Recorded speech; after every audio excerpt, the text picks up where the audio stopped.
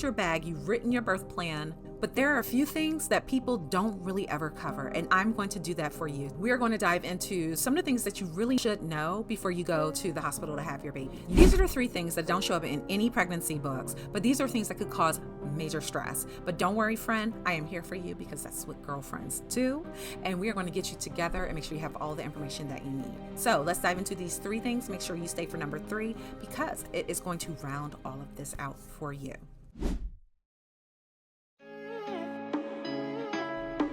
Hey girl, hey, it's your birth bestie, Nurse Rini, and I'm back with another fabulous video for my fabulous friends. All right, welcome into the Birth Prep Lounge where we go over all of the things that happen in a hospital birth so that you are prepared for your big day. So this is a big one that no one ever talks about, and it definitely does depend on where you live and how populated and dense your area is. But hospitals go on diversion. You're like, diversion, what does that mean? That means that you plan to have a baby at my hospital.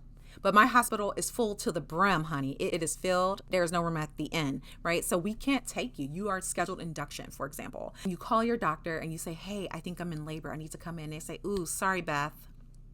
We're on diversion. We are full to capacity. We don't have space for you. You're going to have to go to the next hospital over wherever. So this does happen on occasion. And again, it does depend on where you are, how many hospitals are in your area, and how densely populated the community is. So I always recommend calling ahead before you get there. You want to make sure that they are still expecting and receiving patients. Now, the thing is this, though, you could walk in there without calling and they have to take you. They have to take you because of the EMTALA law, but they could definitely take you, stabilize you, and ship you out. So you definitely just want to make sure that you know what you're walking into. Diversion isn't something that happens all the time. It doesn't happen every day, but it's definitely something that does happen. It is a thing.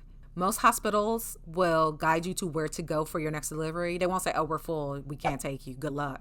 No, they'll let you know where you should go so that you can get the best care that you need. And hopefully you're at a hospital that's kind of like a big med center, and that way they share other hospitals in the area. So like where I work, we have like 10 facilities or something like that. So if, someone couldn't deliver at my hospital, they may say, go up the street to this hospital because they'll take care of you there. We know all of the protocols and all the things that happen there. And we know the people. So hopefully that's something that you don't have to encounter. However, if it does, it's not something that you've never heard of. Number 2. Where do you park in an emergency?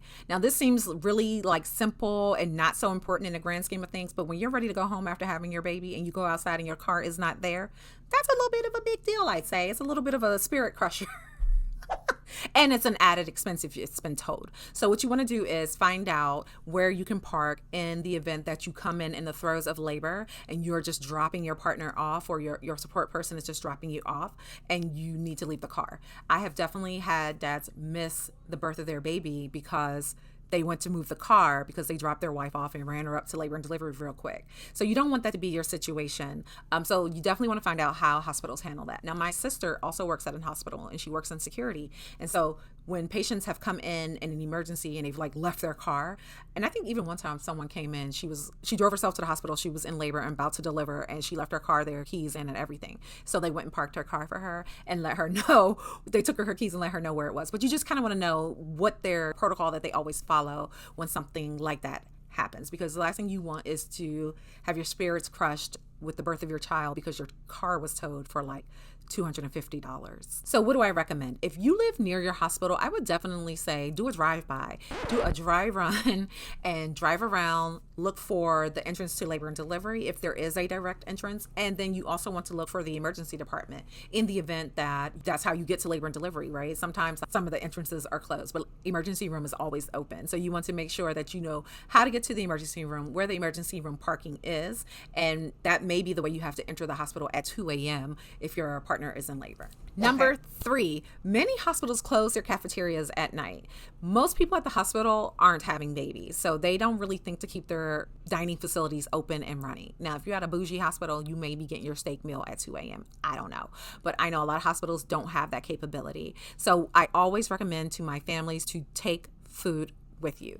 Some hospitals will let you put food in their refrigerator as long as you have a name and a date on it.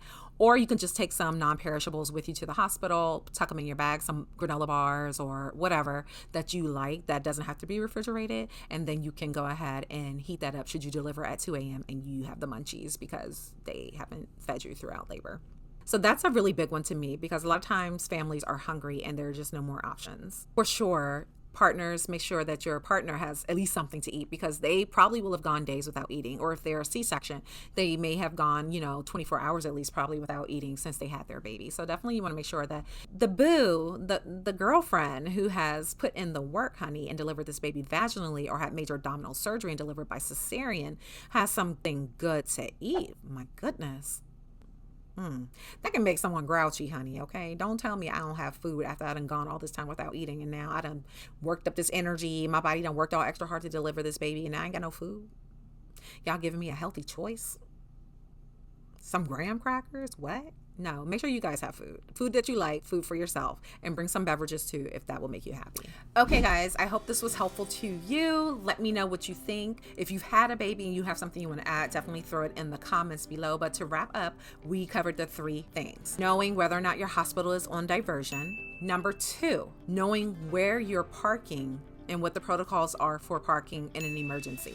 And number 3, making sure that you have snacks and goodies and drinks for yourself in case you need them in the middle of the night. And that's the other thing, right? Like even once you have the baby, you're going to be unlike other patients in the hospital who are like sick and they're probably going to be sleeping through the night or at the very least struggling with some illness. You're going to recover and you're going to be hungry. You're going to be up throughout the night. You're going to be breastfeeding or breast milk feeding or bottle feeding, whatever you're going to be doing. You're going to be up because you have this new baby and they're going to require some things of you. So definitely make sure you have food to snack on. So if this was helpful to you, you know what to do, boo. Go ahead and share this video to your other pregnant girlfriend or someone who is thinking about conceiving or even actively trying to conceive. Make sure you share this video to them. Make sure you subscribe, like, follow, all of the things. I really want to grow our community here and I'm glad that you decided to join me today. Let me know if this was helpful. Make sure you watch the next video on the screen that I'm going to leave for you and I will see you in the next one. Bye. Say it again. Hi, my name is Anne and this is my auntie. We love together and we love our family so much. I love you too, baby. Now where do we go from here? Tell me